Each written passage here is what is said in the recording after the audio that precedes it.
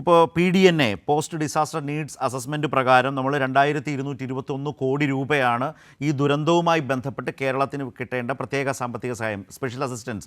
ഈ special assistance നമ്മൾ ദുരന്തമുണ്ടായി ആദ്യ ആഴ്ചകളിൽ തന്നെ പ്രധാനമന്ത്രിയുടെ സന്ദർശനത്തിനെ തുടർന്ന് തന്നെ ആവശ്യപ്പെട്ടതാണ്. ഇതുവരെ അതിലൊരു നീക്കുപോക്കും ഉണ്ടായിട്ടില്ല. പിന്നീടാണ് നമ്മൾ കേന്ദ്രം കൊണ്ടുവന്നിട്ടുള്ള ചട്ടപ്രകാരം ഇങ്ങനെ 2221 കോടി PDNA പ്രകാരം റിക്വസ്റ്റ് ചെയ്തിട്ടുള്ളത്, സബ്മിറ്റ് ചെയ്തിട്ടുള്ളത്. താങ്കൾ നേരത്തെ പറഞ്ഞു അതിലൊരു വളരെ പ്രധാനപ്പെട്ട പങ്ക് വിഹിതം കേന്ദ്രത്തിന് വഹിക്കേണ്ടതുണ്ട്, കേരളത്തിന് തരേണ്ടതുണ്ട്, അത് ചോദിച്ചുകൊണ്ടേയിരിക്കും എന്ന് പറഞ്ഞു.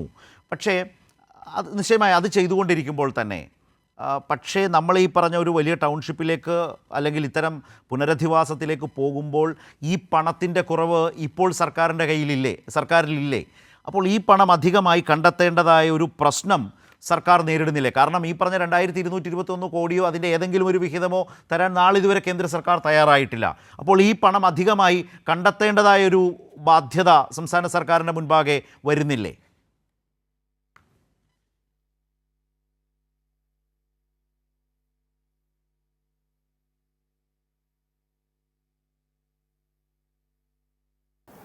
അങ്ങനെയല്ല.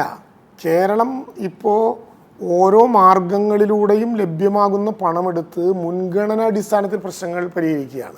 30,000 കോടി രൂപയുടെ അപരിഹാര്യമായ നഷ്ടമുണ്ടായ 2018 പ്രളയം ഓർമ്മയില്ലേ? ഇതിൻ്റെ എത്ര ഇരട്ടിയായിരുന്നു ആ നഷ്ടം? എത്ര ഇരട്ടിയെന്ന് കൂട്ടാൻ പോലും പറ്റില്ല. ആ ദുരന്തത്തെയും നാം അതിജീവിച്ചില്ലേ? അന്ന് നമ്മളോടുള്ള സമീപനം ഇതിൽ നിന്ന് വളരെ വ്യത്യസ്തമായിരുന്നില്ലല്ലോ. അപ്പോൾ കേരളത്തിനൊരു ആത്മവിശ്വാസമുണ്ട്. അത് ജനങ്ങൾ ഗവൺമെൻറ്റിനോട് കാണിക്കുന്ന പിന്തുണയും മലയാളി രാഷ്ട്രീയത്തിനതീതമായി ഈ ഘട്ടത്തിൽ ഒത്തുനിൽക്കാൻ കാണിക്കുന്ന മനോധൈര്യവും വെച്ച് ഏതു പ്രതിസന്ധിയും മറികടക്കാൻ കഴിയുമെന്ന ആത്മവിശ്വാസം സംസ്ഥാന സർക്കാരിനുണ്ട്. കൈവിടുന്നില്ല. ഒരു ദുരന്തഘട്ടത്തിലും പേടിച്ച്, മുഖ്യമന്ത്രിയുടെ ഭാഷയിൽ പറഞ്ഞാൽ എങ്ങനെ മുന്നോട്ട് പോകുമെന്ന് പേടിച്ച് തലയിൽ കൈവയ്ക്കുന്ന ശീലമേ കേരളത്തിനില്ല. കേരളം പ്രതീക്ഷയിൽ ഉറച്ചു നിന്നുകൊണ്ട് ഈ ദുരന്തകാലത്തെയും അതിജീവിക്കുക തന്നെ ചെയ്യുമെന്ന് ഉറപ്പോടെ മുന്നോട്ട് പോവുകയാണ്.